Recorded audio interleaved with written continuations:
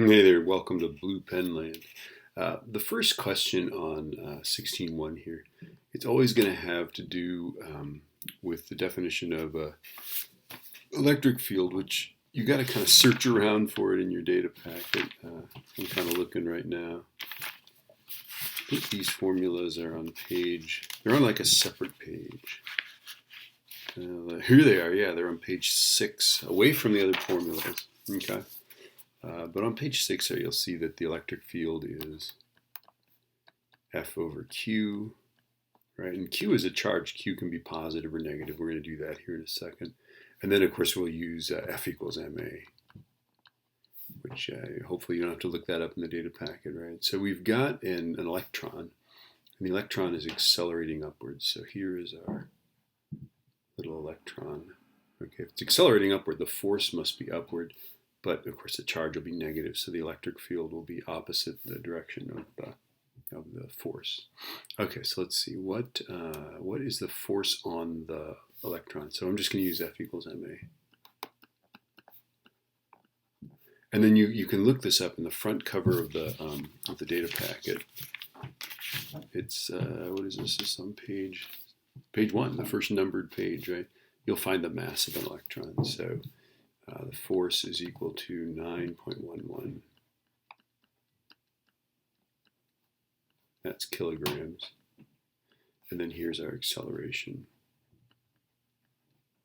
Practice using your data packet just because you don't want to be like searching for the mass of an electron or the charge or anything like that. Okay, so let's see, this is meters per second squared. Okay, so I'm ready to calculate here. 9.11 e minus 31 times 5.2 e 15. That force is a whopping, the force is equal to, and this is, by the way, upward, right? So the force will be upward, 4.7372 minus 15th newtons. So there's one of our answers, right? And then it says, what is the electric field surrounding this thing? Well, think about this, right? If the electron is accelerating upward, that means a positive charge or a proton or something like that would accelerate downward, and that is the direction of the electric field. So the electric field is down. The formula will give me this, though. Watch this.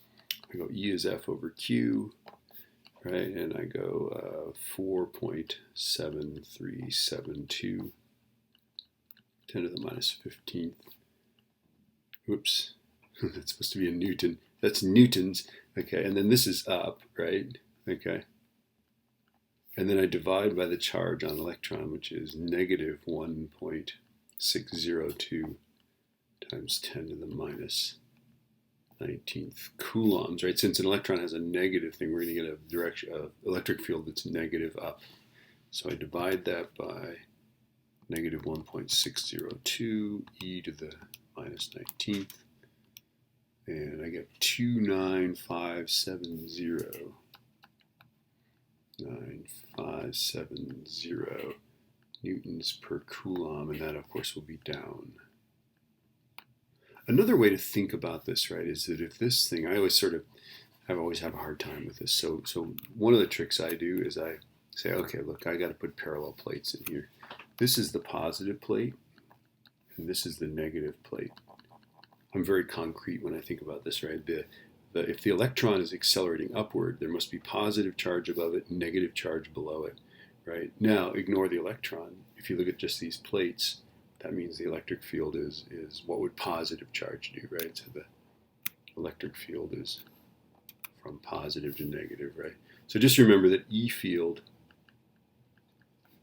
is what would positive charge do, right? Okay, it's defined as the direction that a positive charge would start to go.